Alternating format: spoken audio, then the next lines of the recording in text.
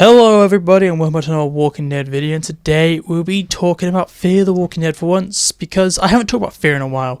I feel like Fear is missing out currently, so let's talk about Fear. And then today we'll be talking about 10 things that don't make sense in Fear the Walking Dead, because The Walking Dead 1 did so well, I felt like it's my time to try Fear, and then you do it once. I'm only going to do this once because otherwise I'd be here all day if I ever made sequels or other videos to this. So let's jump right into this and talk about the first one, and that is, why did everyone immediately just choose Morgan as the leader? It just doesn't make much sense, as we already had the group and our group of survivors on Fear. They already had this bond, they already had their like kind of leader types. I know they lost Madison just then, however they still had Strand be their leader type and kind of Nick. I know they lost a lot of people, but they still had all these leaders still in their small little group. Then this just random guy comes along and they're like, hey, you're our new leader. We're going to follow you through thick and thin. And what does Morgan do? He takes them from conflict to conflict to conflict, to failure to failure to failure. And they still look at Morgan like he's this massive hero. It just doesn't make much sense for the characters to decide to keep him as a leader and not do their own thing. The only character which kind of wised up in a way was Strand, who was like, yeah, he's not a very good leader. It's just very weird that a group of people would choose someone outside of their group that they don't know and don't trust to be their new leader. It's like in The Walking Dead when Rick disappeared.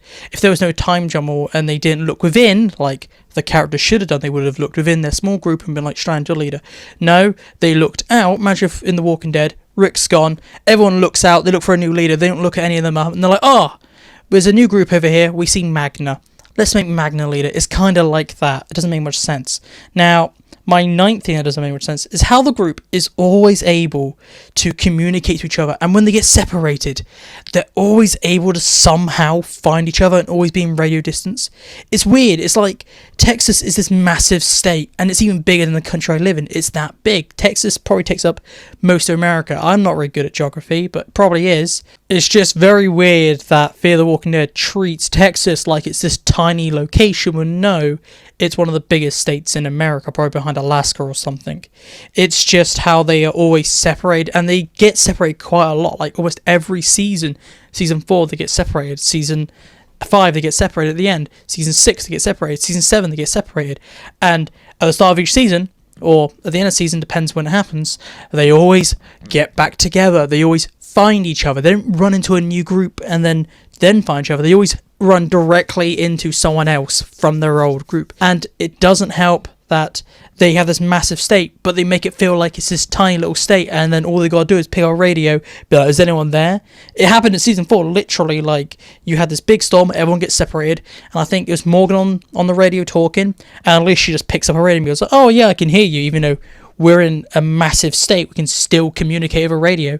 While we're talking about the size and distance between places being very weird, one thing that clearly doesn't make sense is the size of the blast zone. Because in season 7, in episode 2, we see that the blast zone is massive. It's taken hours to leave the blast zone and you could barely survive. There's radiation everywhere.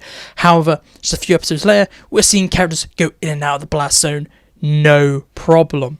It just doesn't make any sense how big the blast zone is, how small it is, like how Morgan is unable to get out of it one episode, but the next episode he gets out willy-nilly and fine.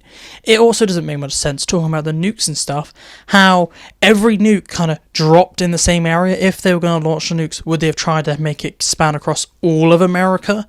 So why was The Walking Dead not affected? It makes very little sense to nukes in the blast zone. Now, while talking about the nukes, how was everyone able to survive the nukes being dropped? It makes very little sense how every single character was able to find a safe place, or if they have a nuke blow up next to them, they survive it. It's just all very improbable. It's not very likely that every character would have survived. The next one that makes zero sense of Fear the Walking Dead is how John Dory survived a scratch from a walker in season 7 of Fear the Walking Dead.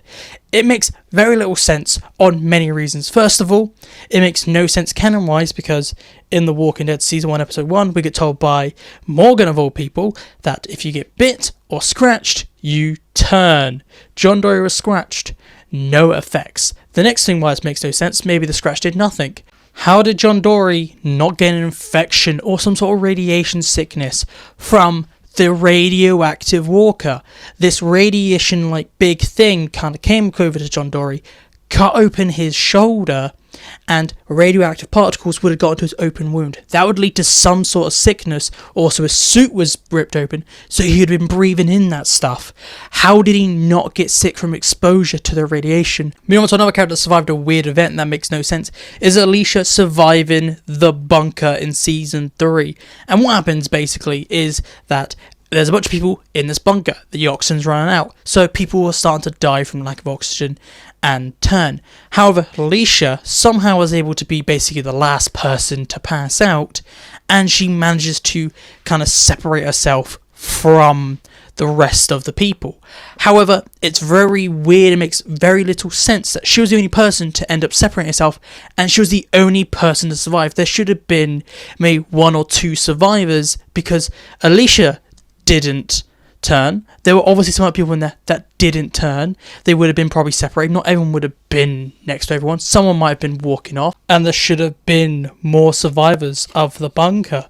And now we have Al's camera. How does it always have charge? In the first 2 seasons we saw Al in season 4 and 5, she was a character that loved using this camera.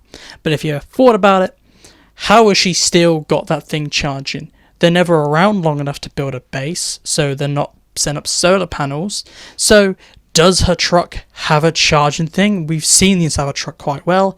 It is basically guns and a bit of food storage and tapes. There's not really anywhere to charge. Her camera isn't like a solar powered camera. Al's camera is basically like Herschel's gun. It's just infinite. Now let's talk about Morgan, because it makes 0 sense for Morgan at the start of season 4 to happily join this new group. He was a bit reluctant in episode 1. By the time of episode 2, he was risking his life for other people. He was like, I'm going to save this random child which killed this other person. Morgan was just, I care about people again, when the whole reason he left The Walking Dead is because he didn't want to be around people. He just met this second group of people and he immediately joined them. Like, what's the point of him leaving The Walking Dead then if he just ran to another group of people and was like, yeah, I'm going to stay here? It makes very little sense for Morgan's character. It's very out of character of Morgan at that point in his life to be like, this people now need my help, I need to stay with them. If we had the same Morgan from The Walking Dead, the Morgan that left because of people, as the first sign of like kind of chaos where everyone's panicking about Nick dying and Charlie, the Morgan we knew would have used that moment to leave and do his own thing. Keeping with Morgan, we gotta talk about Dakota, because it makes 0 sense how she was able to save Morgan. She was able to get from her little base where Virginia's keeping her all the way down to the gulch, find Morgan, kill a bunch of walkers, and then drag this man who has gone limp and is now dead weight away from the gulch to this water tower, up the water tower, and then into the water tower. That makes no sense. Have you seen the size difference between Morgan and Dakota? She definitely could not carry Morgan. Like, maybe if Morgan woke up at the gulch, it would be more believable. But it makes 0 sense for Virginia to be the savior, because she clearly couldn't do it. She is not physical enough. Now the last one is, how did Morgan, Dwight and Sherry meet up again in Texas?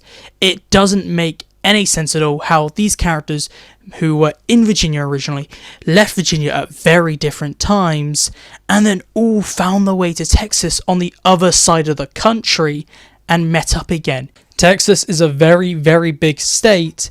It is just very unlikely for these characters to be in the same part of Texas at the same time. And that is my video, so please tell me what do you think down below, and start a discussion on other things that don't make sense in Fear the Walking Dead or The Walking Dead. There are many more things. This is just 10 of many, so please tell me down below, give me more things, and tell me if you like the video or not. But this is it for me today. If you want more Walking Dead content, please look on the screen. If you want 10 things that don't make sense on The Walking Dead, look in the top right. If you want something recommended for you, look in the bottom. And if you want the latest video, look in the top left. And feel free to subscribe to keep up to date with all things Walking Dead. 2 videos a week, every week. And see you later. So goodbye, peace out, talk to you later.